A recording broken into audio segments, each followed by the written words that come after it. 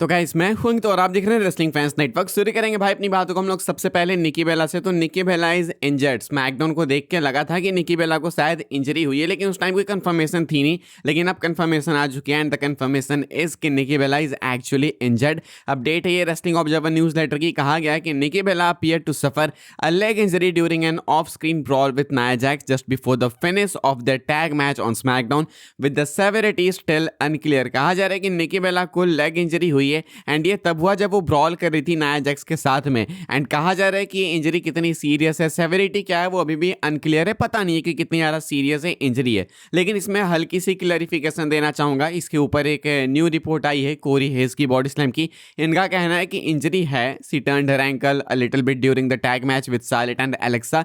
It did not have anything to do with Nia. तो कहा जा रहा है कि इनको जो इंजरी हुई है वो शार्लेट एंड एलेक्सा के मैच के टाइम ही हुई है, ऐसा नहीं कि ब्रॉल के टाइम हुई, नाया जैक्स के कारण हो गई।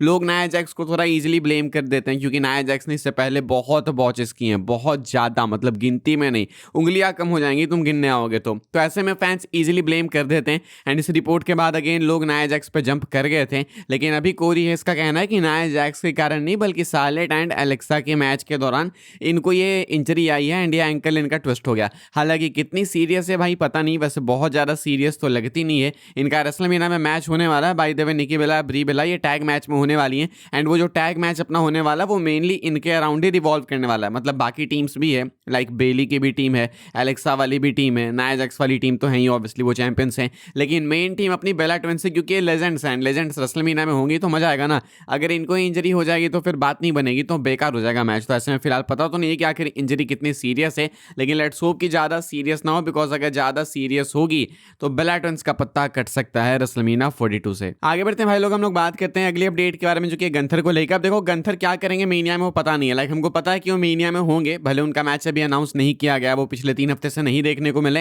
लेकिन स्टिल एक्सपेक्टेड है कि वो मेनिया में एक मेजर रोल प्ले करने वाले हैं। क्या होगा नहीं पता। इस पे भाई 2-3 पिचेस है, मैं आपको पहले बुली रे की पिच बताता हूँ। बुली रे बस्टेड ओपन रेडियो में बात करते हुए कहते हैं कि गंथर को एक ओपन चैलेंज डिलीवर करना चाहिए मेनिया में। Bully Ray has pitched Gunther having an open challenge at WrestleMania. Ray states that the stipulation should be if his opponent loses the must retire. कहना है बुली रे का कि Gunther को एक open challenge WrestleMania में deliver करना चाहिए and वो इस रिटायरमेंट के अराउंड ही होना चाहिए। लाइक गंथर अभी लेजेंड किलर बने हुए हैं, लाइक करियर किलर बने हुए हैं, तो वो कभी भी किसी को भी रिटायर कर देते हैं। तो जब ऐसा है ही तो एक काम करते हैं कि गंथर को रेसलमेनिया में लेके आते हैं एंड वो रेसलमेनिया में आके एक ओपन चैलेंज डिलीवर करेंगे। उस ओपन चैलेंज में एक स्टिपुलेशन होगी कि उनके सामने जो भी अपोनेंट आएगा वो अगर मैच हारता है तो वो डब्ल्यूडब्ल्यूई से रिटायर हो जाएगा।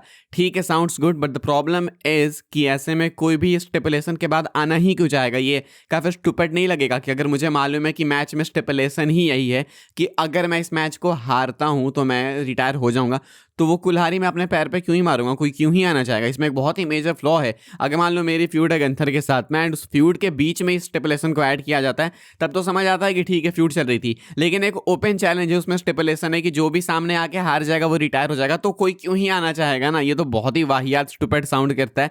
ओपन चैलेंज ठीक है, लेकिन ये स्टिपुलेशन की बात कुछ समझ आई नहीं। एक पिच ये भी है, फैंस की पिच है ये, कि आप इलिया ड्रैगनव एंड गंथर का मैच कर सकते हो, क्योंकि अगर आपके पास कहानी नहीं है, बहुत ज़्यादा कुछ है नहीं गंथर के लिए बिल्ड करने को, तो इनका एक सिंगल्स मैच डाल दो, बैंगर हो जाएगा। एंड बाय द वे अगर आपको नहीं पता तो आप इलिया ड्रैगनव गंथर के NXT यूके वाले मैच को सर्च करके देख सकते हो, आपको पता चल जाएगा इनका मैच क्यों बैंगर हो सकता है, क्या कितना कमाल का हो सकता है, मजा आ जाएगा आपको देख के। तो अगर उस मैच को रिक्रिएट कर सकते हैं हम लोग रेसलमेनिया में, देन व्हाई नॉट भाई। आपको बिल्ड की नीड नहीं है, पीछे की कहानी है ही है, रेसलिंग वाइज मैच बहुत अच्छा होगा, तो कहानी की ज़्यादा नीड नहीं है। मुझे लगता है कि ये वाली पिच ज़्यादा बेटर है compare to the open challenge. आप लोग बताना आपके अकॉर्डिंग कौन सा मैच, कौन सा आइडिया, क्या होना चाहिए, लिख के। आगे बढ़ते हैं भाई लोग, हम लोग बात करते हैं अगली अपडेट के बारे में जो कि कोडी रोड्स को लेके। तो Cody Rhodes WWE locker room को टारगेट करते हैं। डब्ल्यूडब्ल्यूई लॉकर रूम में काफी सारे ऐसे टैलेंट्स हैं जिनको रेसलमेनिया में स्पॉट नहीं मिलेगा, एंड वो रेसलमेनिया में अगर होंगे भी तो मेजर स्पॉट में नहीं होंगे। लाइक जिस स्पॉट पे कोडी रोड्स, रोमन रेंस या फिर रैंडी ऑर्टन, सीएम पंक वाले स्पॉट पे तो नहीं होने वाला। लाइक इनके जो मैचेस है वही ये 2 मैचेस मेन मैचेस हैं रेसलमेनिया के लिए, भी ऑल नो। तो इस लेवल पे तो किसी का मैच नहीं आने वाला।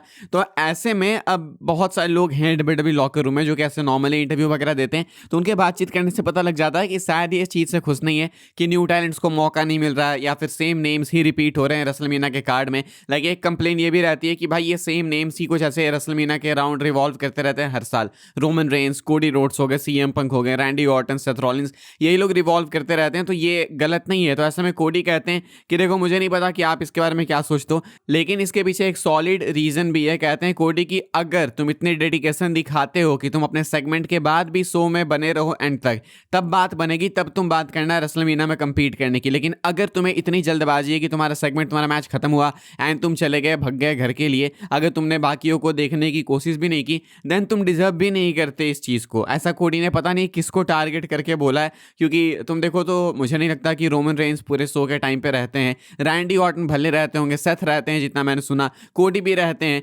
रोमन रेंस तो नहीं रहते होंगे। I am not sure about CM Punk as well. बहुत से टैलेंट्स है जो अपने सेगमेंट के बाद तुरंत ही निकल जाते हैं, ब्रॉक लेसनर को भी काउंट कर लो। तो मुझे नहीं लगता कि कोडी का ये पॉइंट एक फेयर पॉइंट है। लाइक लेसनर तो भाई कितनी बार रेसलमेनिया में थे ना भाई, मेजर रोल में, लेकिन लेसनर तो अपने सेगमेंट के बाद टिकते नहीं है बैकस्टेज ज़्यादा, तो फिर ये बात लेसनर पे कैसे अप्लाई होगी। फिलहाल कोडी ने ये बात बोली है कि अगर तुम डब्ल्यूडब्ल्यूई के लिए डेडिकेशन दिखा सकते हो तो रेसलमेनिया में तुम आओगे मेजर रोल में, अदरवाइज कंप्लेन करना बंद कर दो। तो ये कोडी ने एक बहुत ही टॉक्सिक सी स्टेटमेंट दे दी है उन लोगों के लिए जो कि इस चीज़ के ऊपर कंप्लेन करते हैं। हम लोग बात करते हैं रैंडी ऑर्टन, कोडी रोड्स की ही। इनके मैच को लेके डब्ल्यूडब्ल्यूई में बैकस्टेज कॉन्फ्लिक्ट्स है। मैं आपको बता दूं भाई कि इनके मैच को लेके डब्ल्यूडब्ल्यूई वाले स्टार्टिंग में भी कॉन्फ्लिक्ट में थे कि मैच रखा भी जाए या फिर नहीं, बिकॉज विनर प्रॉब्लम हो सकती है। एंड अब वो प्रॉब्लम सामने है, अब कॉन्फ्लिक्ट है कि रेसलमेनिया में किसको जिताया जाए, कोडी से टाइटल रिटेन करवाई जाए या फिर रैंडी ऑर्टन को न्यू चैंपियन बनाया जाए। कॉन्फ्लिक्ट इसीलिए भी है बिकॉज एक साइड है जो कि रैंडी ऑर्टन जेका फाटू पोस्ट रेसलमेनिया रन करना चाहती है, एंड एक साइड है जो कोडी रोड्स सेमी जेन की फ्यूड रन करना चाहती है पोस्ट रेसलमेनिया। एंड दोनों ही होनी चाहिए भाई टाइटल फ्यूड्स। तो अगर ऑर्टन टाइटल जीतेंगे तो जेका फाटू के साथ फ्यूड करेंगे, एंड अगर कोडी टाइटल रिटेन करेंगे तो वो सेमी जेन के साथ फ्यूड करेंगे आफ्टर रेसलमेनिया। तो ऐसे में डब्ल्यूडब्ल्यूई के पास ये दो मेजर ऑप्शंस हैं। डब्ल्यूडब्ल्यूई को पता नहीं है भाई कि किसके साथ जाना है, इसीलिए फिलहाल बैकस्टेज कॉन्फ्लिक्ट्स है। तो अब इसी वाले सीनेरियो को दिमाग में रख के मैं आपसे एक क्वेश्चन पूछना चाहूंगा कि आप आफ्टर रेसलमेनिया कोडी सेमी की फ्यूड देखना पसंद करोगे टाइटल के लिए, या फिर रैंडी ऑर्टन जेका फाटू की फ्यूड देखना चाहोगे इस टाइटल के लिए? मुझे लिख के बताना आप लोग कमेंट सेक्शन में। आगे बढ़ते हैं भाई लोग, हम लोग बात कर लेते हैं अपनी आखिरी अपडेट के बारे में जो कि मंडे नाइट रॉ को लेके। अगला जो एपिसोड होने वाला है भाई मंडे नाइट रॉ का, वो बहुत ही मैसिव होने वाला है बिकॉज वो मैडिसन स्क्वायर गार्डन से, एंड हमको मालूम है कि एमएसजी के शोज वैसे भी काफी मैसिव होते हैं, ऊपर से रोड टू मेनिया में आ जाए भाई तब तो कितना ही मैसिव होता है, पता ही है तुमको।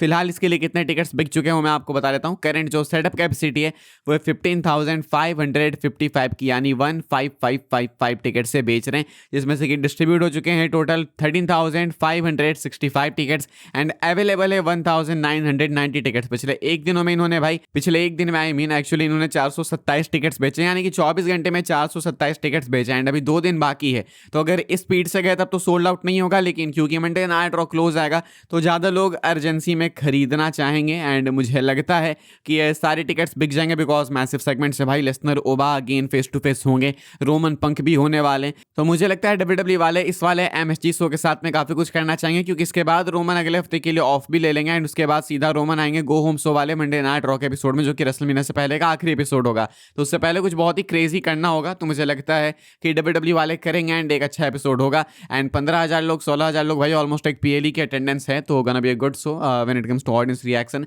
फिलहाल भाई इस वाली वीडियो के लिए यही सारी कुछ अपडेट्स थी। आई होप सबको इन्फॉर्मेशन मिली हो। टैग टीम टॉक डाउन पे Q&A आ चुका है, यहाँ पे आपको भी वीडियो मिल रही होगी भाई, दिख रही होगी, इस पर क्लिक करके आप लोग देख लेना। मिलूंगा मैं आपसे के लिए वीडियो में जल्दी ही, तब तक के लिए good bye, thanks for watching.